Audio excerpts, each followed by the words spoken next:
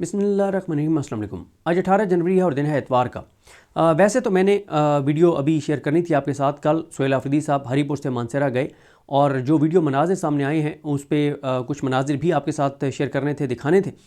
लेकिन वो वीडियो अब मैं पाकिस्तानी वक्त के मुताबिक 11 बजे आपके साथ शेयर करूँगा। लेकिन अभी बात करते हैं दो अहम डेवलपमेंट्स हैं। कल क्योंकि तहरीक इंसाफ का जो सोशल मीडिया है या ओवरऑल जो पाकिस्तान का सोशल मीडिया है या ओवरसीज़ पाकिस्तानी है सोशल मीडिया के ऊपर, सबका फोकस जो है वो सोहेल आफरीदी साहब की एक्टिविटी पे रहा। लेकिन मैं ये समझता हूँ कि वो तो इसमें कोई शक नहीं है कि उन्होंने हैट्रिक की है और उन्होंने लाहौर और कराची के बाद हज़ारा में जो उन्होंने ट्रेलर चलाया है उसके ऊपर तो बड़ी तफसील से मैंने बात की है। वो वीडियो जब अभी 11 बजे पब्लिक होगी तो आप सुन पाएंगे जो मेरी उस पर राय है। लेकिन मैं समझता हूँ कि कल जो ब्रेक थ्रू तहरीक तहफ़्फ़ुज़ यानी पाकिस्तान को हासिल हुआ है वो भी बहुत ही इस निज़ाम के लिए ख़तरनाक है और परेशान कुन है। तहरीक तहफ़्फ़ुज़ यानी पाकिस्तान की क़यादत जो कि कराची में मौजूद है, सिंध में मौजूद हैं, कल उन्होंने जिस तरह से कल सड़कें बंद थी, मोटरवे बंद थी और फिर उन्होंने कश्ती का सफ़र किया, वो जो मनाज़िर सामने आए और उसके बाद जो कल तहरीक तहफ़्फ़ुज़ यानी पाकिस्तान में अहम जो लोग शामिल हुए हैं वो मैं समझता हूँ कि इस हुकूमत के लिए बहुत परेशान कुन है। क्योंकि वो जमातें उन जमातों की सपोर्ट तहरीक तहफ़्फ़ुज़ यानी पाकिस्तान को हासिल हो गई है जिन जमातों ने नहरों के मामले पर हुकूमत को सरेंडर करने पर मजबूर किया।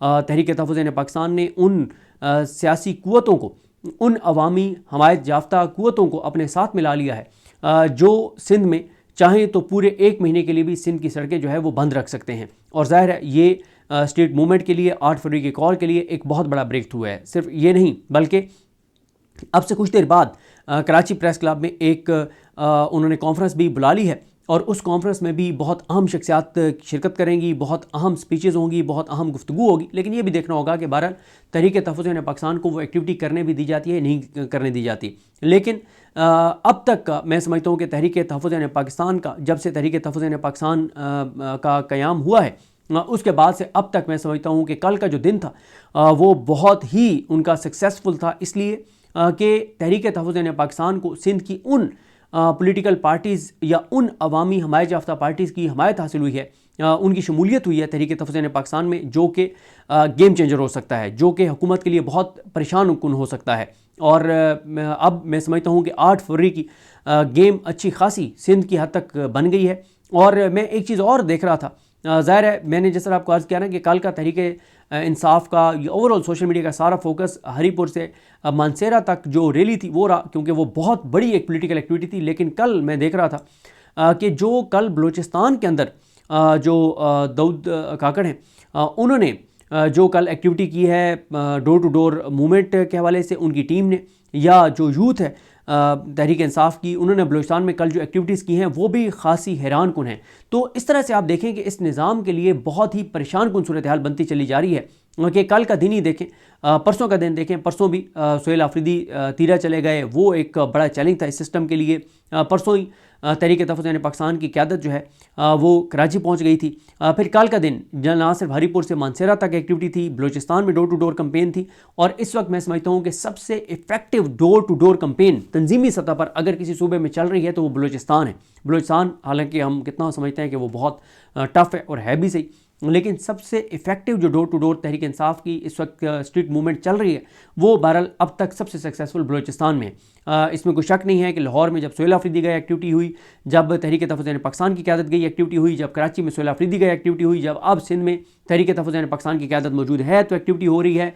कल KP में सोहेल आफरीदी मौजूद थे तो एक्टिविटी हुई। लेकिन तंजीमी सतह पे डोर टू डोर बहरहाल मैं अब तक जो मैंने देखा है वो बलूचिस्तान जो है वो नंबर 1 जा रहा है। आगे देखते हैं। आलिया हमज़ा जो हैं वो पूरा फोकस किए हुए हैं कि पंजाब में भी डोर टू डोर कैंपेन शुरू हो। इसमें कोई शक नहीं है, पंजाब में सख्तियाँ भी हैं, चैलेंजेस भी हैं, लेकिन यही होता है कि तंजीम का तो फिर काम यही होता है, मज़ामत तो इसी चीज़ का नाम है कि जब आपके पास रास्ते, आपके सामने रास्ते मुश्किल हों तो फिर आप रास्ते कैसे बनाते हैं और निकालते हैं।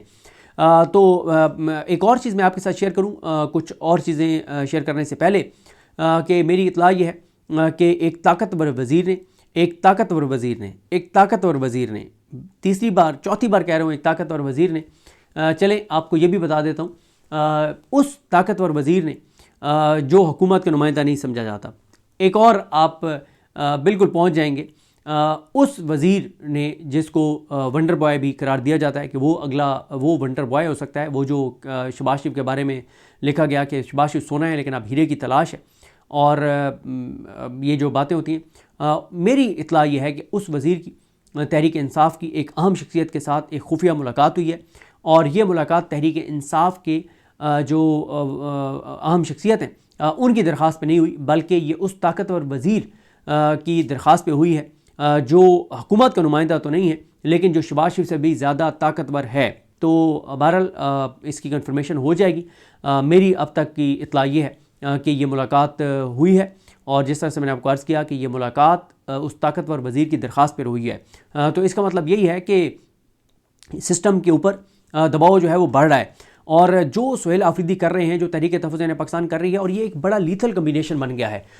दोनों तरफ जो है वो बड़े ताकतवर इस वक्त खिलाड़ी मैदान में हैं, और जो छक्के चौके मार रहे हैं, जो बड़ी जारहाना इनिंग्स खेल रहे हैं, चाहे वो अचकज़ई साहब हों, अल्लामा राजा नासिर अब्बास साहब हों, असद कैसर साहब हों, अख़ुंज़ादा हुसैन साहब हों, या जो तहरीक तहफ़्फ़ुज़ पाकिस्तान की जो सोशल मीडिया है टीम है वो हो, और दूसरी तरफ फिर सुहेल आफरीदी है। सुहेल आफरीदी जो छक्के चौके मार रहे हैं वो भी आपके सामने हैं, कल जो उन्होंने किया इससे पहले। तो सिस्टम को अब फिक्र पड़ गई है, क्योंकि नाकदीन भी हक्का बक्का रह गए हैं कि ये सुहेल आफरीदी ने किया तो किया क्या है, कर तो कर क्या रहा है, फिर जो तहरीक तहफ़्फ़ुज़ पाकिस्तान को कामयाबी हासिल हो रही हैं।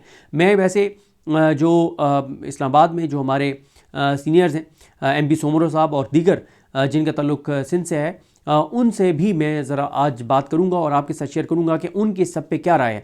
लेकिन वाज़ेह तौर पे नज़र आ रहा है कि एक तब्दीलियों की हवा जो है वो चल पड़ी है। ये मैं नहीं कह रहा कि कोई ये सिस्टम गिर जाएगा इतनी आसानी से, इसमें कोई शक नहीं है। जिस निज़ाम के साथ ट्रंप की सपोर्ट जिस निज़ाम को हासिल हो, और जिस निज़ाम को तहरीक इंसाफ के MNAs MPs और टिकट होल्डर्स की खामोश हमायत हासिल हो, उस सिस्टम को गिराना इतना आसान नहीं है।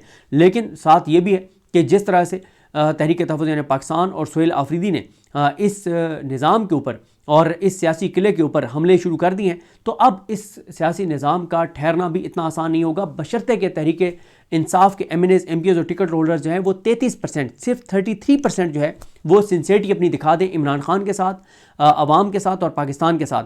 लेकिन जिस तरह से मैंने आपको अर्ज़ किया है कि आप देखें, मेरी बात हो रही थी, बल्कि बहुत दिनों बाद बैरिस्टर साद रसूल साहब से मुलाकात हुई, क्योंकि वो बिज़ी भी रहे। सोराब बरकत के केस में उन्होंने ख़ासी कोशिश कर रहे हैं। सोराब बरकत का आपको पता ही है कि वो नाहक कैद हैं और उनकी ज़मानत नहीं हो रही। उनका केस पहले जजेस के सुनते हुए कांपे टांग रही थी, फिर लंबी लंबी तारीखें, और कभी रिकॉर्ड नहीं आया तो कभी कोई और मामला। तो बड़ी सिंसियर एफर्ट की है बैरिस्टर साद रसूल साहब ने। और कल एक तकलीफ दे वीडियो भी सामने आई कि siyaset.pk का दफ्तर जो है वो मेलोडी के अंदर था। उनसे वो दफ्तर, जो उस इमारत के मालिक हैं, उन्होंने कहा जी दफ्तर खाली करें, और उनको वो दफ्तर बंद करना पड़ा है। अदील हबीब साहब पहले ही मुल्क से बाहर हैं, जो siyaset.pk के ऑनर हैं। सोराब बरकत भी इस वक्त जेल में हैं, उनकी दीगर टीम के ऊपर भी दबाव है, और siyaset.pk पाकिस्तान के डिजिटल मीडिया का सबसे मौसर प्लेटफॉर्म है। उनके बड़े अरसे से उनके पाकिस्तान में वेबसाइट बंद है। तो मतलब ख़ासी मुश्किलात siyaset.pk ने फ़ेस की हैं, फ़ेस कर रहे हैं, उनकी टीम ने फ़ेस की हैं, फ़ेस कर रहे हैं। और मुझे तो ज़ाती तौर पे भी बड़ा दुख है कि siyaset.pk का जो दफ्तर था मेलोडी में, वो हमारा अपना दफ्तर था। हम जब चाहे वहाँ जाके बैठ जाते थे।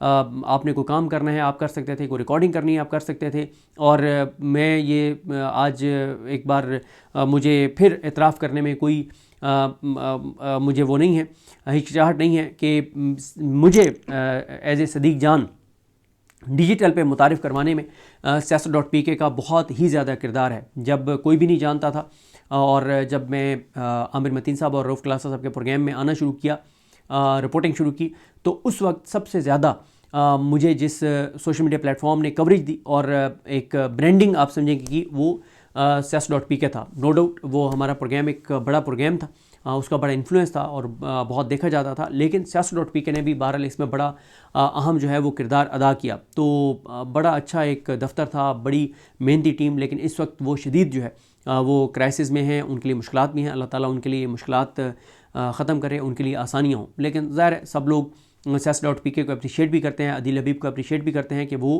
तमाम तर तकलीफ़ बर्दाश्त कर रहे हैं, लेकिन उन्होंने सरेंडर नहीं किया, उन्होंने कंप्रोमाइज़ नहीं किया। मैं ज़ाती तौर पे जानता हूँ कि उनको कितनी बड़ी बड़ी ऑफ़र्स हुई, लेकिन उन्होंने तमाम उन ऑफ़र्स को ठुकराया और क्राइसिस फेस कर रहे हैं, लेकिन उन्होंने इस निज़ाम के साथ जो है वो सौदेबाजी नहीं की। तो हम बात कर रहे थे कि अब पहले मैं साजुल साहब की बात कर रहा था कि मेरी उनसे मुलाकात हुई तो कहते हैं कि मैं तो आजकल कुछ देखता नहीं हूँ, सोशल मीडिया देखता नहीं हूँ, लेकिन कहते हैं कि जब सुहेल आफरीदी कराची गए और एक मैंने हर तरफ से आवाज़ें सुनी कि यार उसने कमाल कर दिया, तो फिर थोड़ी सी कहते हैं चीज़ें देखना शुरू की। तो यही हाल बहुत से लोगों का है कि सुहेल आफरीदी जब कराची गए तो उसके बाद लोगों का इंटरेस्ट डेवलप हुआ है। उससे पहले लोग ये है कि लोग एक कह रहे थे कि अभी शायद इतने जल्दी कुछ हो नहीं सकता, लेकिन सुहेल आफरीदी और तहरीक तहफ़्फ़ुज़ पाकिस्तान ने वो माहौल बना दिया है कि अब दोबारा ये बातें शुरू होने लग गई हैं कि नहीं यार, इस सिस्टम को शिकस्त दी जा सकती है, इस हुकूमत को गिराया जा सकता है, इस हुकूमत को घर भेजा जा सकता है, इमरान खान को रिहा करवाया जा सकता है, इमरान खान की रिहाई जल्द हो सकती है। ये अब बड़े अरसे बाद ये लोगों के अंदर एक उम्मीद पैदा हुई है, मायूसी लोगों के अंदर जो है वो ख़त्म हुई है।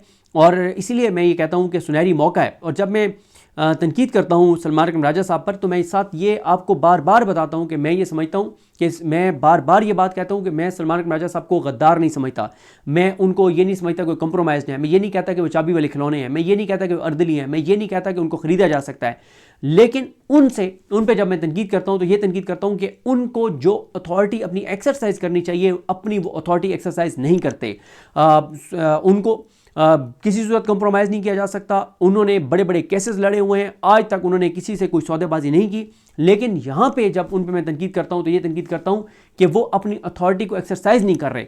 उनको जिस तरह से ILF को एक्टिव करना चाहिए, जिस तरह से उनको ख़वातीन विंग को एक्टिव करना चाहिए, जिस तरह से तहरीक इंसाफ के MNAs MPs टिकट होल्डर्स को एक्टिव करना चाहिए, और जो एक्टिव नहीं होता उसके खिलाफ जो उनको कार्रवाई करनी चाहिए वो नहीं करते। जिस तरह से उनको पोलिटिकल कमेटी को एक्टिव करना चाहिए उस तरह से वो उसको एक्टिव नहीं कर रहे।